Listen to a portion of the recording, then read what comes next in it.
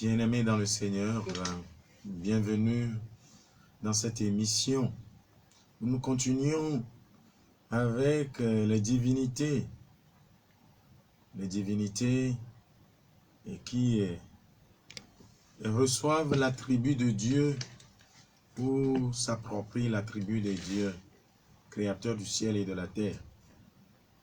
Alors, nous allons invoquer l'Esprit Saint au début de cette émission. Que l'Esprit Saint vienne nous fortifier, nous donner la force d'avancer. Et sans lui, nous ne pouvons rien faire.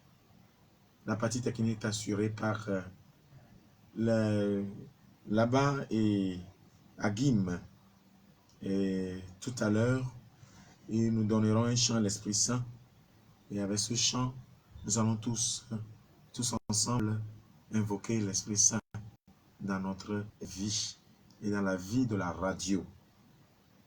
Toji no lao no kafu Yesu Christo. Akpe mau bagbe obachona miegbe ya. Eye mi mate maje wona ya gome. Ne me so dashna ma utomo vi paplement gbo ko tokere. Akpe gbo ko be ya yi na yi ya gbe me be to va do na do. Eye wa tuido wa de wa sogbe le mi ba agbe o me. Et bien no vi là-bas bakle Agim. Wawe la citron le wana yanti. Ola chogba ko be kare kado da. Eye mi atu echo do gbeda.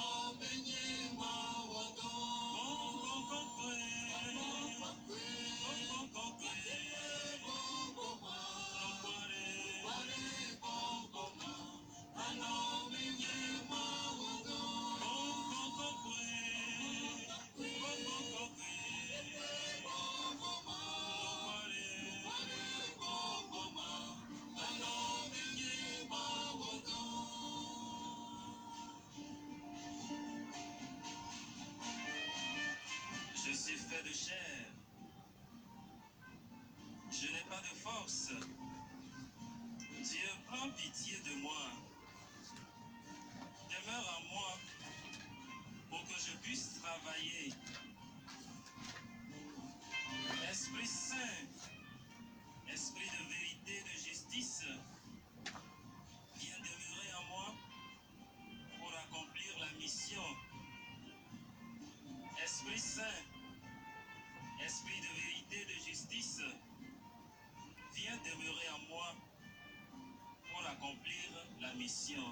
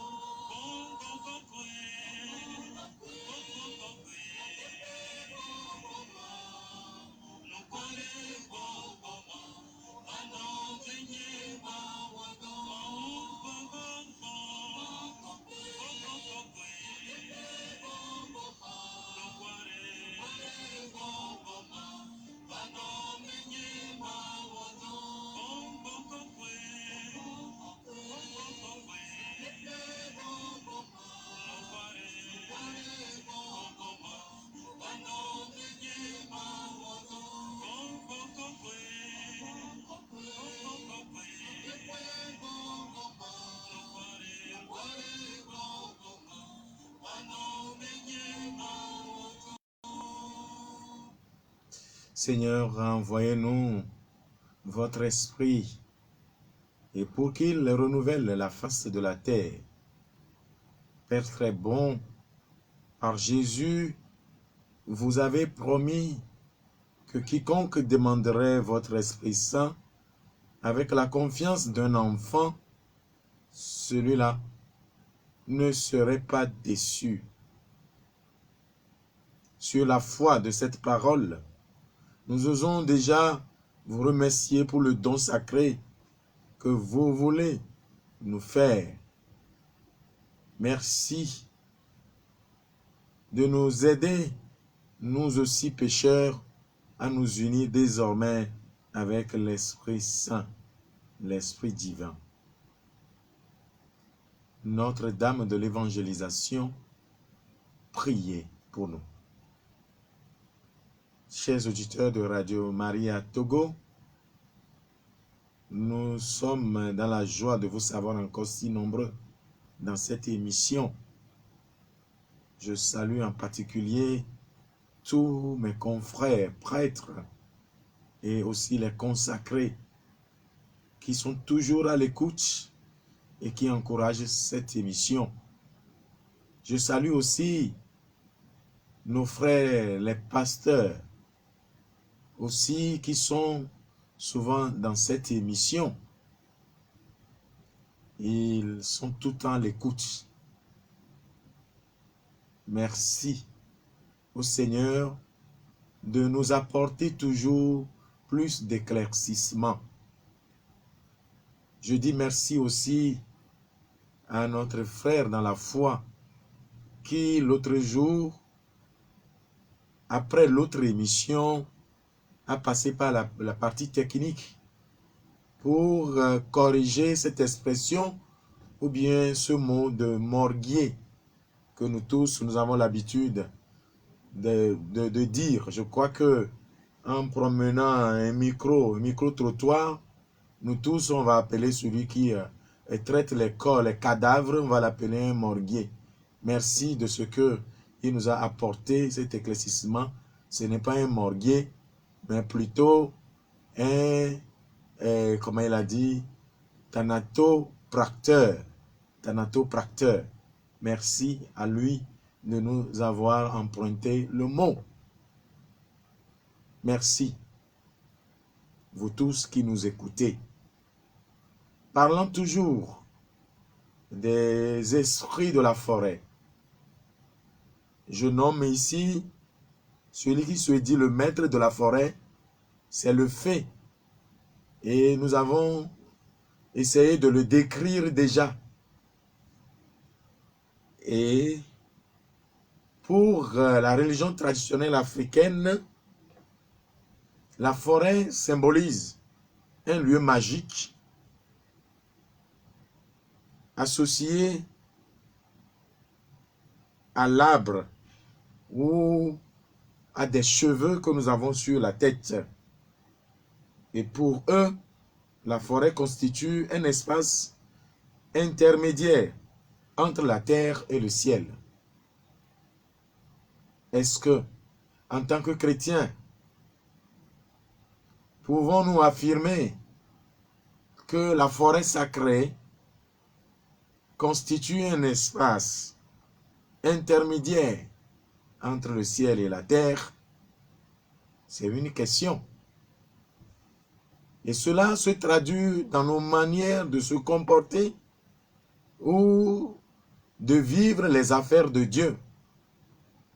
Et il y a beaucoup de soi-disant aujourd'hui chrétiens, parce qu'ils ont obtenu le baptême, mais qui restent toujours dans les pratiques ancestrales. Et ils ne se reprochent rien. C'est de ça qu'il s'agit. Et c'est de ça que nous parlons dans cette émission. Afin que désormais, nous vivons notre foi de manière catégorique et claire. Que nous arrivions à opérer des choix, ou bien un choix. Jésus-Christ de Nazareth. L'Esprit Saint, qui est notre défenseur, notre protecteur, qui est tout d'ailleurs pour nous, pour toute l'humanité. Parce que nous tous, nous émanons de Dieu.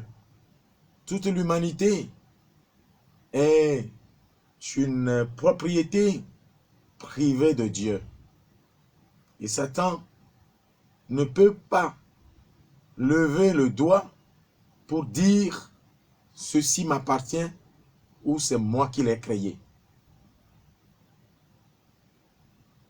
Et même les adeptes, ceux qu'ils ont pris, ceux qu'il a pris en captivité jusqu'à ce jour et qui en sont devenus esclaves aux biens matériels. Et je le dis, ce qui me frappe dans leur prière, ils s'adressent à Dieu. Souvent, ils reconnaissent que il émane de lui et que Dieu leur accorde la vie. Ça, souvent, c'est dans leur prière. Il suffit de les écouter. Que Dieu leur accorde la vie. Mais la continuité, que les ancêtres, les vaudous, leur accordent les biens matériels. Or, Dieu nous demande de faire la prière. En tant que chrétien, cette prière qui consiste à lui demander des ailes pour pouvoir voler loin de tout ce qui nous encombre ou nous éloigne de Dieu, les biens matériels.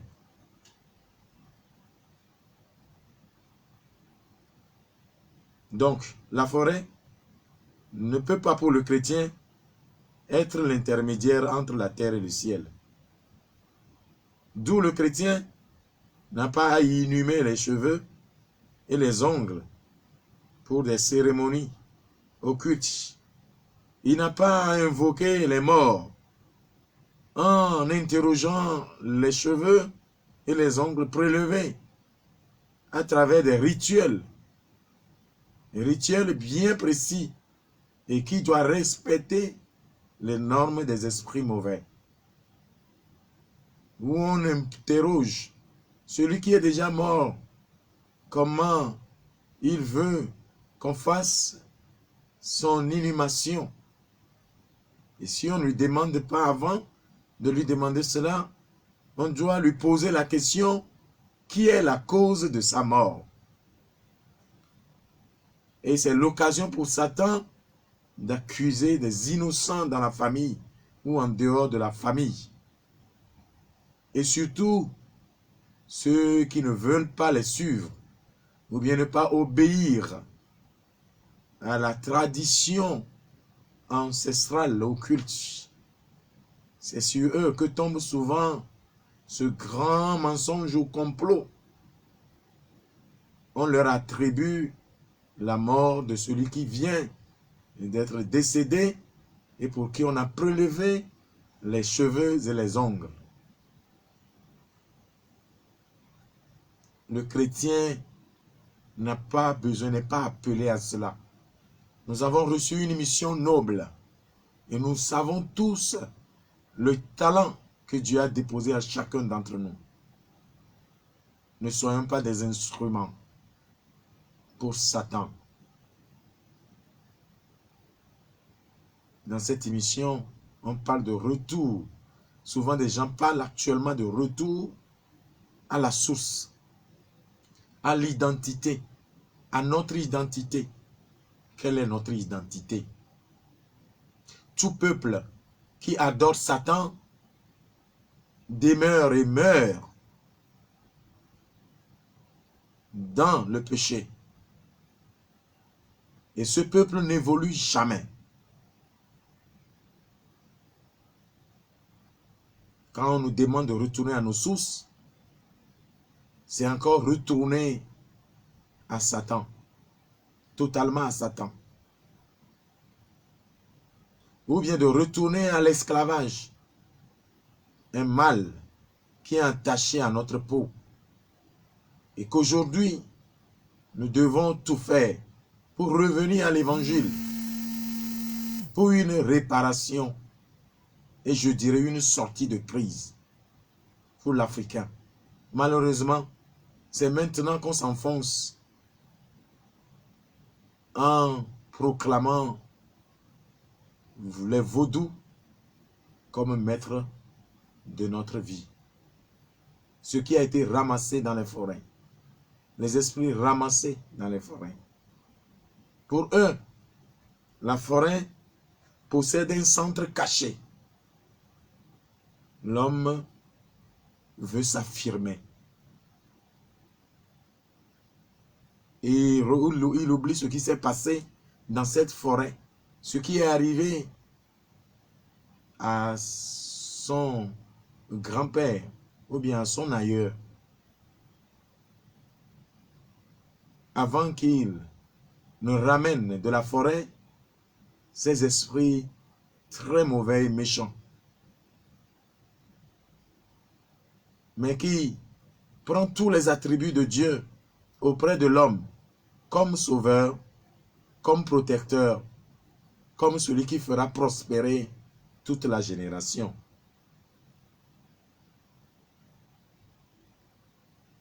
Symbolisé par un autel que nous appelons Ekon ou Kon chez certains. C'est une termitière.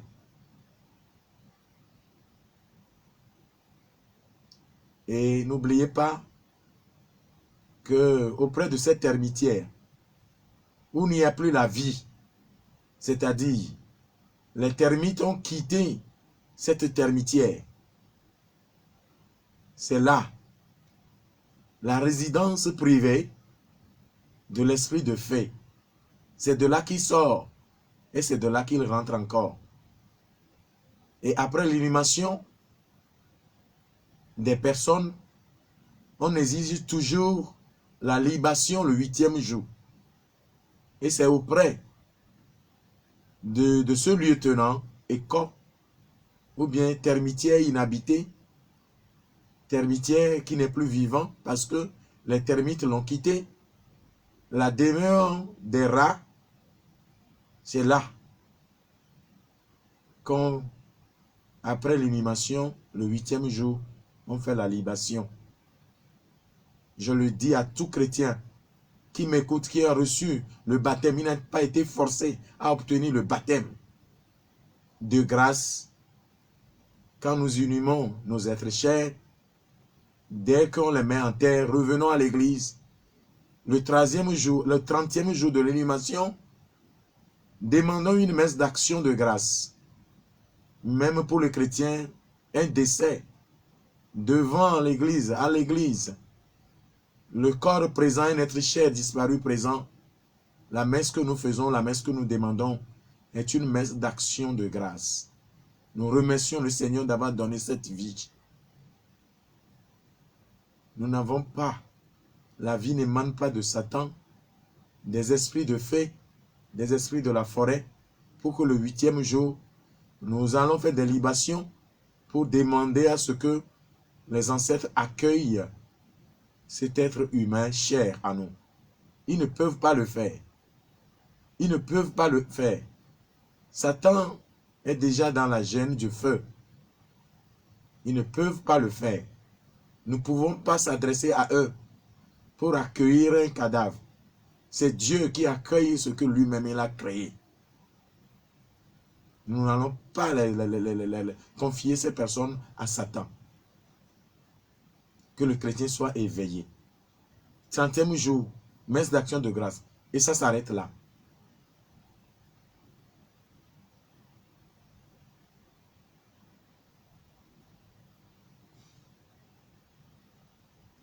La forêt, pour eux, possède un centre caché, termitière, une source, c'est-à-dire les rivières, qui traversent aussi la forêt, parfois, et qui prennent souvent le nom d'une divinité, comme celui de la plupart de nos noms de famille, que chacun retrouve cela dans sa famille.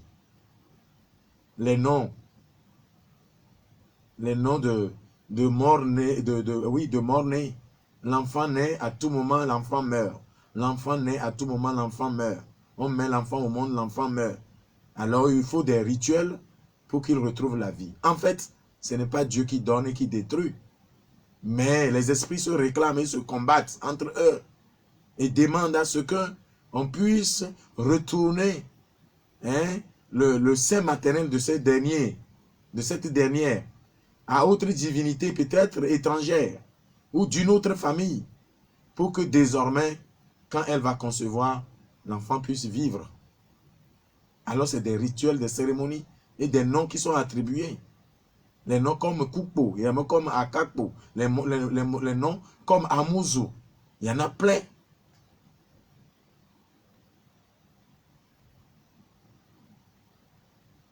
Et cela, les rivières qui traversent les forêts et autres, nous pouvons citer ici les Adifo, où le matin de bonne heure, il faut retourner à la rivière.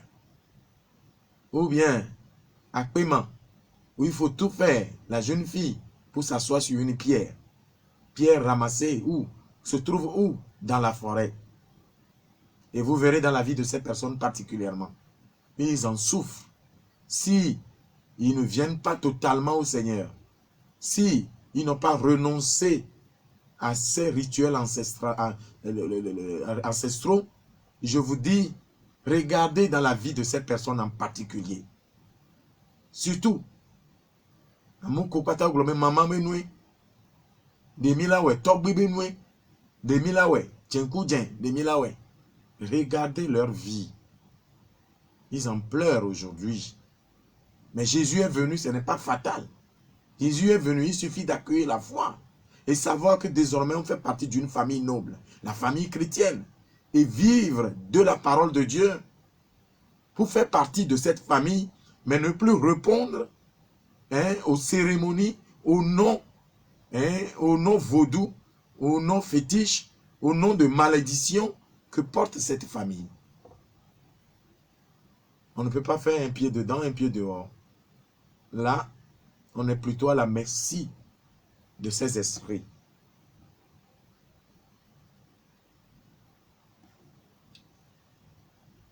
Nous vivons dans notre je crois qu'il y a mieux dit, mais pour nous guider, pour des avec me bobo, et il n'y a gal à vernois, il y a again, il y a gal à vernou, et il y a menya nué bewo, again la tima wona amedo,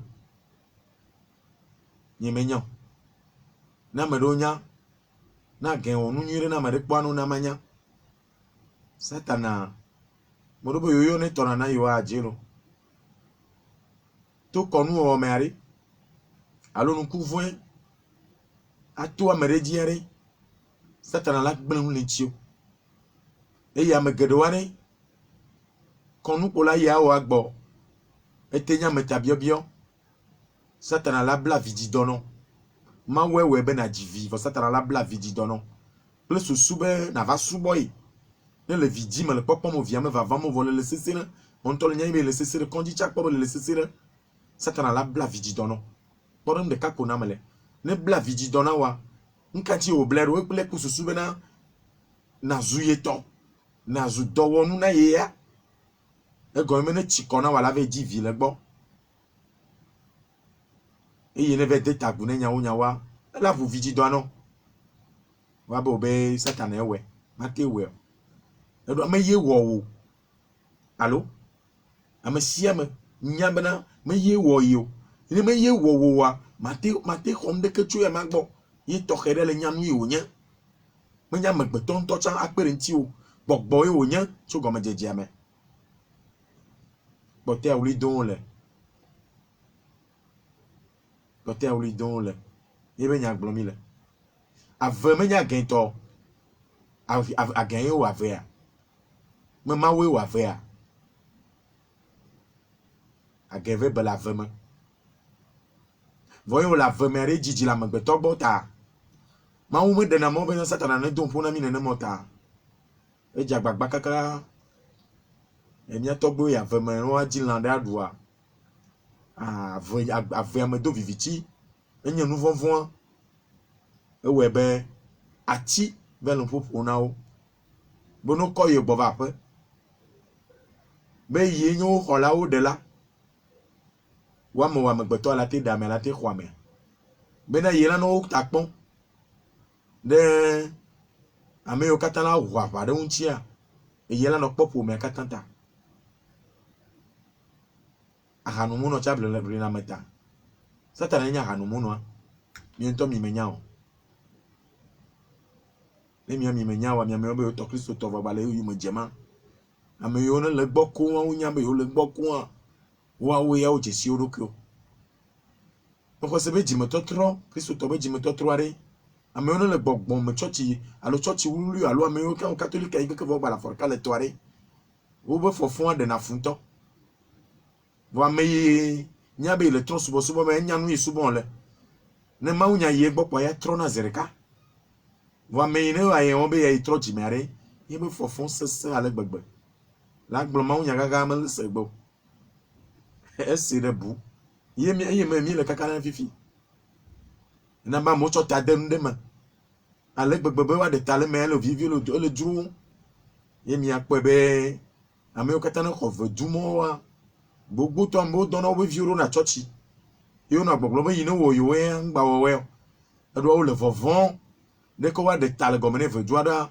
on to nya nu yo nya onya nyana ye wona tu kada ye wona enu yo gblena o jesi ye we be jime totro sesena no bonne deve tro jime tututwa ne tro para nya be tro blibo me we ne si bere ke mi church yan vo aforkale to aforkale gomi gbogboma me le ugbo na me jaba tro jime pa tro jime e do wa ne do go wa garo mo be jime totro na ugbo be onye mi kore satana be nu nu yo pata yo subo yo onye mi kore nu no va lo era le yo gbo yo ngba le jiji mo alo la be jiji ma de ka ma gba subo nu ya mo mete ibe nko yo goto ma gba subo nu yo nu onye ta le ke mo le nu nya popo de ke achondodo de ke me le si nu gble ga ko be ito nko bu me le si cho mo nko ine gblon nu pata le nchi aye ma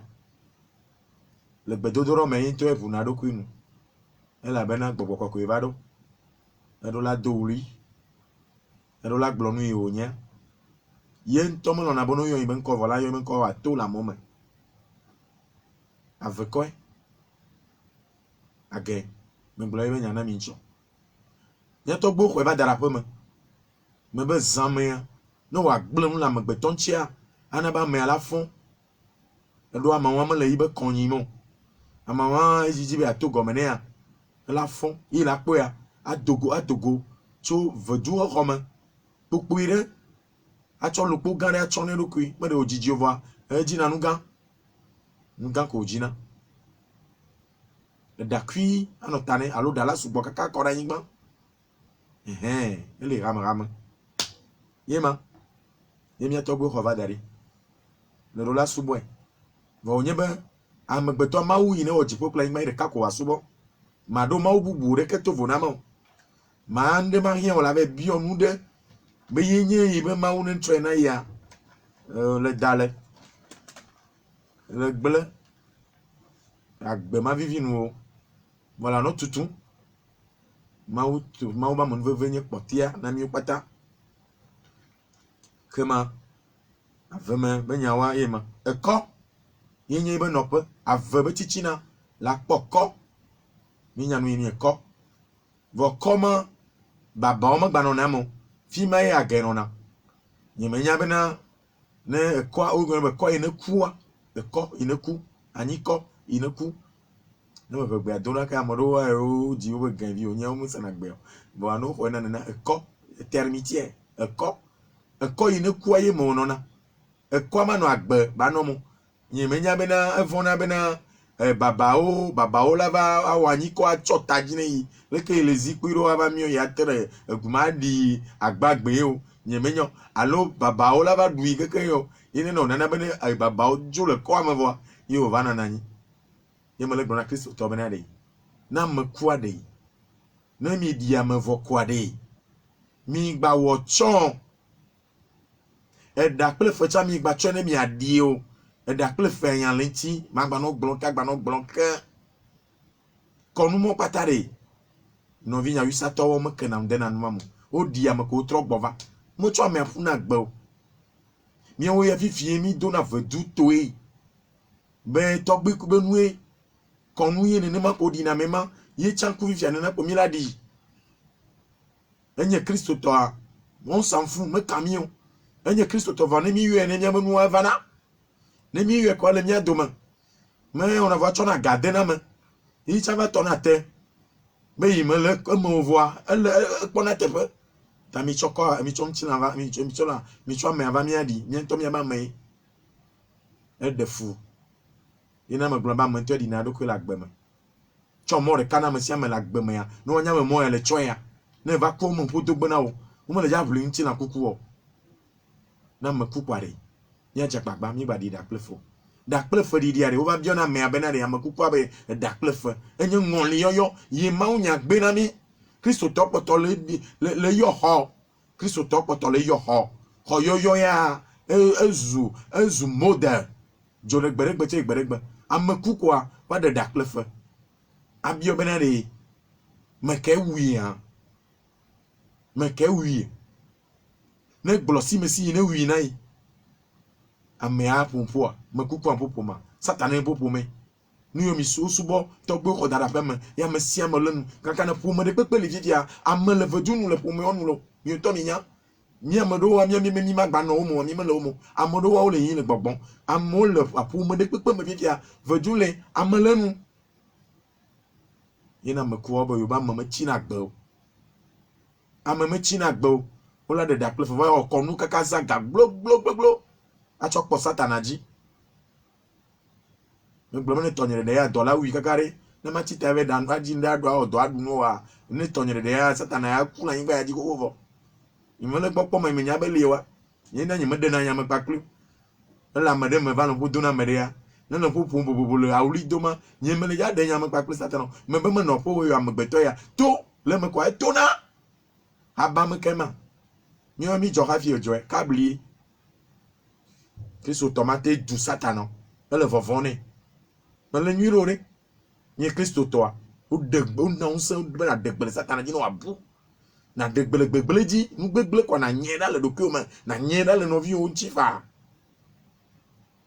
mi dzo le vɔvɔ ne hele kɔnyi ne no mo wene ne mo abe ame nanɔ kuku ye mi agba bla mi ɖokuiwo agba kɔnu nagbo gawo la inu gbevɔ ame ne kuku ƒome me kpa no kuku wa gba ku ɖe dzi tsɔ wutsa do bo no mo di da kple fɔ abe ame ala biɔ hlɔ yo abia me abe me ke wia ame ne wie dzedzia satana to nyawa o ba jera to ba petɔ la to nyawa ela tsɔ ame ɖe be ye la me ŋu le ƒome me vɔ mama o ye nye Kristo tɔ are eɖo ya me kenam de na me no me nɔna wo be nuwo me ta satana la be egli o totoma egli la va dzame dzi be ye nya me bara wa gba lɔ ame ma le ƒome me o ma lɔ yɔ ɖe wa de daga wa be ye la me ŋu va kpɔ ekua tso afibu ame ntɔ be nu yi me o le agbe yi nɔ ntɔ le nu yi submɔ o le enua ntɔ ƒo ewu nu yi me de ta ɖoa enua ntɔ ƒo ewu me le do baba ɖe ne nɔvi nye yevo de tɔwo nyame gbogbo yiwo miatɔwo be mi be yiwo tɔwo yiwo nɔwoe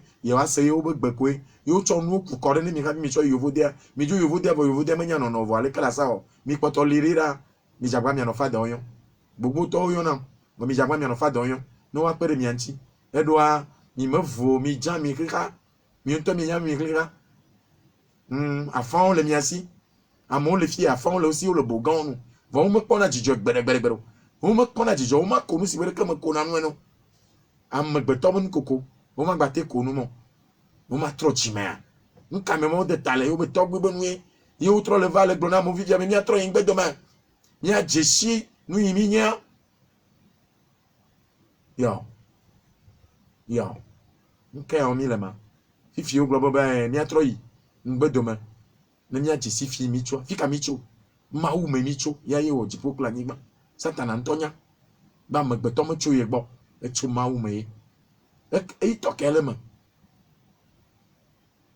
abiɔ ame me ku ke wi me ke wi ha egɔme aɖe emegbea abiɔ ame abe ke o dzi be no dzra ye ɖo no ɖi ya egbanye fedu subɔsubɔ akoka ne Kristo tɔ kpe ku kpa ɖe mi ɖem le me ete nye nɔ ne le gbeta ka be di ame vokwa wa jo on gba yo bena na kochiri o ti ko da nya eva ko be nya gbo again e ko gbo ko na chiaro yene po beniglan wa la poko la hajija la po ati beniglan chiaro pa la poko ati le ka kokoko na beniglan be tichina le iba haja la poko e ko ma gbo ko na harile ma akọ harile maka yesu la anuma yesu kristo wa ele susuboma ye bi o ha be anua ye bi o chi obo akochiri ne fafa no wava ne fafa ne va pomema ne chikore anyi ame togbu no ho ame inu gbe togbu opo je pe wa nu yo subo lo ba gbeme ya enu ate ho na wa ye mi ase ton subo lo pata be gbedodora me ya o yo na maugba mene na yo agbe nya senyure unya nye ba gbe me tu satana gbo ne wo ko na nse mtu na satana gbo ni no bi agbe tu satana gbo o gba mawu nsekata tori ne na yo agbere to gbo no na yo ajivi gbogbo re yo adesron gbogbo re yo apo ega la nyigba di eye kike mo nu ko ba biana ene mi apo gbedora po gbogbo yo na lifia so ti gbogbo yo na lifia o anyigba ji nu bi ore de ko jipo tore ke mo kawo echa gbanye satana ba do bu khele nyak plon le de gbegblema eko baba wa kochira ni na me abenti fafa kristo to no gbe di amabo pa mi da lo le mo mi jo baba pe ni ba no ga mo dari o mi gba de mo wo kukojo ye me wo ama me inu gbe a wenu o egbanye tukada yesu benade mi bio mi do gbera no wa na mi avalare avala ne mi ajo le kike menu o patagbo nu makata me kuku abonu mi menya no me ka me o no kafi no e yo ba afodo gble dari egbere afwe me are tukara pele o me vo tukara pele o manu me be majo me be ya hoya ye kwena onye kristo to wa ya dun o gba kotolo po mo pe mo yo la ya dun e to benwe bo to wa menya nu yo de me gbe kafi o satana ye menya na nu wa ala no gble afwe me kakaka wa me le be no pa ne gbenu le pa le gbenu le keke wa jagbagba ya to le nu mo patanu e kukojo dodo wa e ma me wa chonya da madenchi e ma me odu na jo amado e ma me ya me abe pon kuma nai amema me amere bo be ile tote kwe ile enu makerio ala kwe na idodododo vonu iglan me la me sogbo ka mi matati amenkwa mi matati nu yo ne nyinu a nya gble o dade a ano so mi awa mawa nu ma le mi asi chan ware mi me la gbe mi me duna no a mi me mlo na fire a mi me dona wa e ma ko mi aho a banye tukada le megbe na me akwari ni we divoire ja fire mi ato mi gba tro yibo wa ko tirani ye kristo tono di ovo kwa nkeke blana yo twa me de do kwa blaton nkeke blaton yo twa me de do kwa no do mi sa wa pata wa do fi wa da pe na mawo ape da mi sa amedi gbe mi gba ape da mi sa mawu ya e mawu viwe ya ape po do na mawu de sereta de kemenye von kaka wa chukudo de kemenye von kaka wa chukudo satan antojo nye kwa fifi ava chukudo na maria kristo to le vovon e mono we khonya la fangbo o ba ba pu me yo se ya me kwa nya ine dia ye ya lo ba o chero da olo ba me se ma ne kweple yo kanwa a o che o ka to no viure le mi agboda be fu le fu le mi admotore shi ta ne jagba ne trasile ko jiri me na wa yin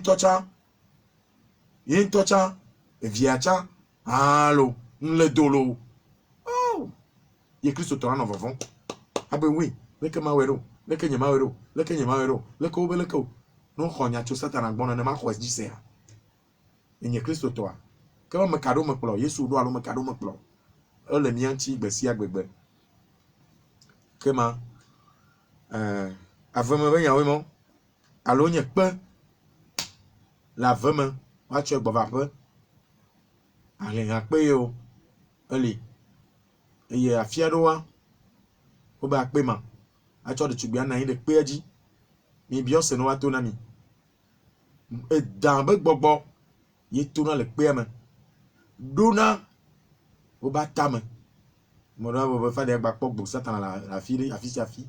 Mi bio, c'est nous à ton ami. Mi on mi le rond. Et mi le bedora l'ota. Et Jésus Christ, à mon nouvel, nous blanc mi pola, le de gao. Bon, toi là long. Au cosela de o. Le que mi a vedo. Nous, il est John Aim. Darou na tamanao. Il n'y a pas au bac benonoda. Ou de son euro vraiment. Ou le dévierger. Bobo voye gble na o. Mam geto la gble o. Ou tu na ire peji kwa bobo voye gble izerka. Le bobo me ye dwen bo. Son de na funa nyon vi monto. Nya auto mele nami. Allo yo togbo to ave comme. O yo ba jifo si. O si non. Odo nkono be dede. Odo nkono be ma ble kle potewa. Mi poda ayadun lelo. Oba ebudu abase untola. Ni me le glito ne miola. Konumade. Egbegbe amon le church va bobe. A togbe nu yodo la wepe. Mama be nu yodo la wepe. Mi poku iche mi abe vio la da mi abe jiji mele da. Masi refia. De mama yeji. Inchone ma udroa. Nkabe ya mi gblo. Kude agentia sunana. Ne ma udroa. Inchoya. Mi akonko kude. Eyi oyo ba nyigbanto. Sakpate. O kple dan ye pone de du. Ame one kple sakpate ro kple dan doa. O so. Ni la gble nchoa. Ne ma u de mokwa. Ena mi agbe kwa. Ni la gba yeji. Kapo no ma minye. Nyate poka. Acho de akpe tonya. Allo, aho bia fa. Yesu on mimi vora vilo. On to wicho nou glan rokyo ila yadou. Sinon, mi a kori kama le mianchio. Ma ou subo ko vivi miano. Nde kama vivi womo. E wo mi na yin todo kui. E yeme wo mi na satana. Yeme wo mi benu yo icho de mianchi benu anyo na mia. Ne mia wo nti do ne mia voa. Ne mia jo ve subo o. Kapono ba minye. Amola no kame kokoko. 93 93 97 00. 93 93 97 00. Allô? Oui, allô, Fada. Oui. Bonsoir. Bonsoir. Donc, où est l'émission, allô? Mille en direct. Donc, pour les Sam, pays trop souvent, et va trop d'aimer. Il va trop d'aimer, si les émouina, il y avait un tramon, il est ça, il y avait un tramon. Va, mais ma loi, on doit faire, mais ma loi, va n'a pas choix. Il est blé de mais il est blé, il est blé. I'm cop. Il est blé, il y a quelqu'un qui m'a oué, et puis il y a blé. Ah, il y a un médé, la trop d'aimer. Vous blé, à mer, ma trop d'aimer. Et vous m'aidez? Akpe, le segomea.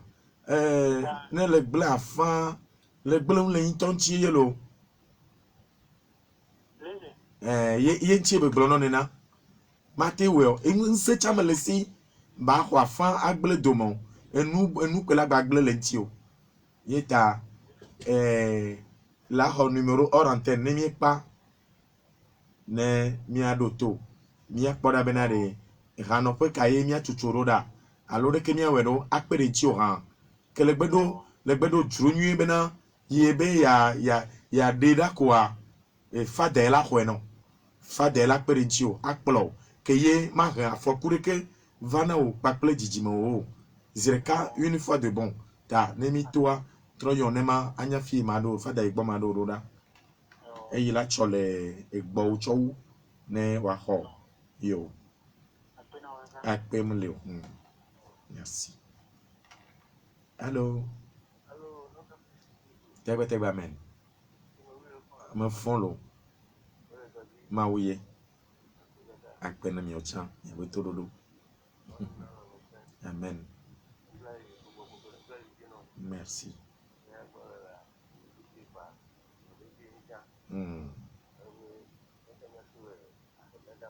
Amen. Tegbe amen.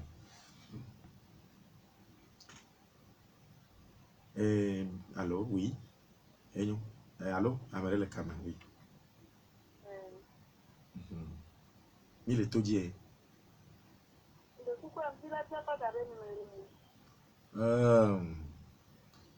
Hors antenne.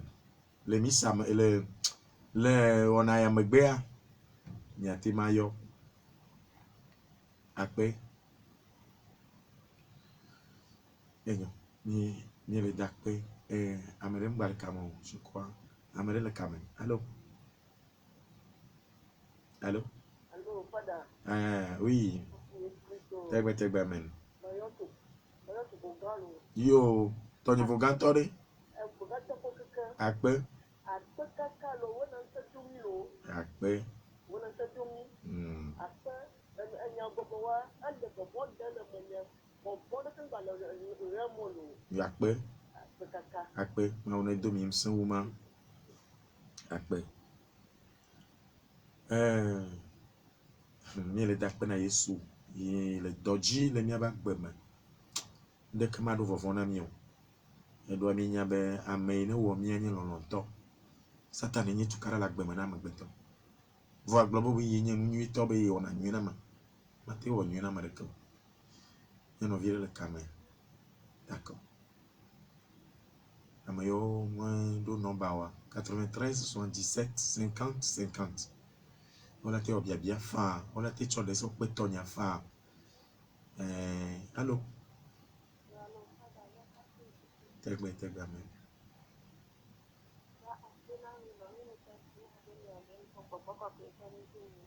Merci.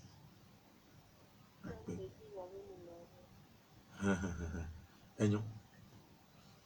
Akpe, ola homi l'émission magbe. Akpe me. Allô. Tegbe amen. Amen.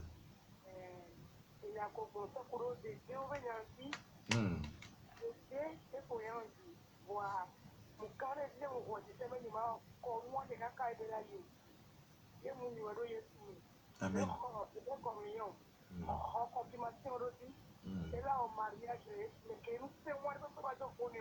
Nengbe tso do na ne mi to mi gbe tso kon tso wo konuma tso de fima alobe amo le fu do na yo le fu me be o la wene o mo wene wa ina me ya le dollar o mo wene na mi kwata mi le na do mi ya dollar le ta ne mi gbe le maji kwa mawu elomi Voilà donné.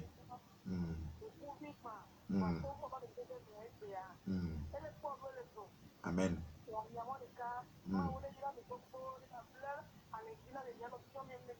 Akpe kaka. Akpe na mi abeda sedi diao. Akpe amoto me. Mono na bote lo. Bebolo mo mo tuna nu kula ma. Bono do jire sunji pala to le ma. Allô. Allô. Yeah. Tegbe amen. Akpe.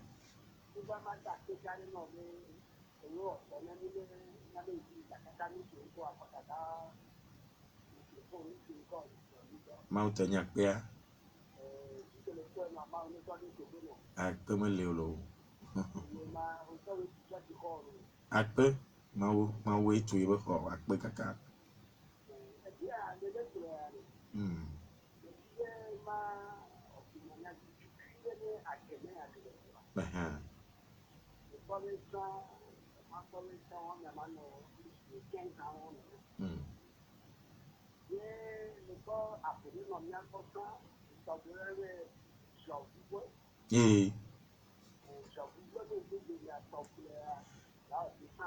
Yema. Yeah.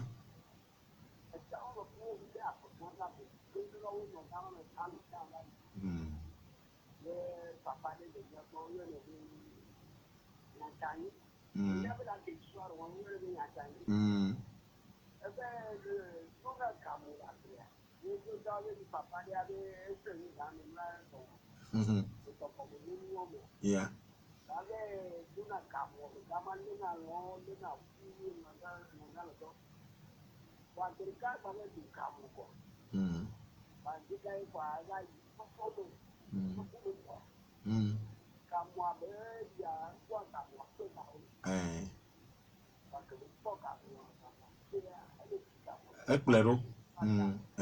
Éclairo. Again. Yema.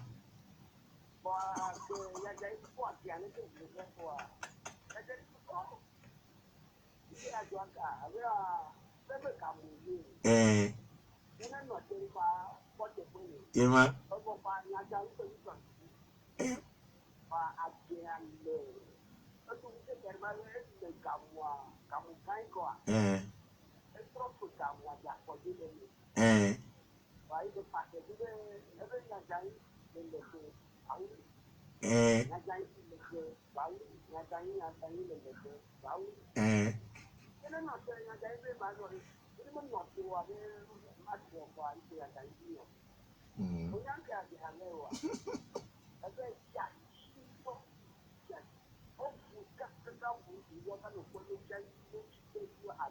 Yema.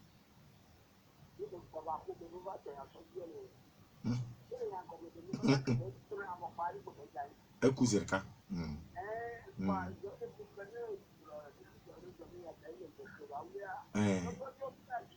Yema.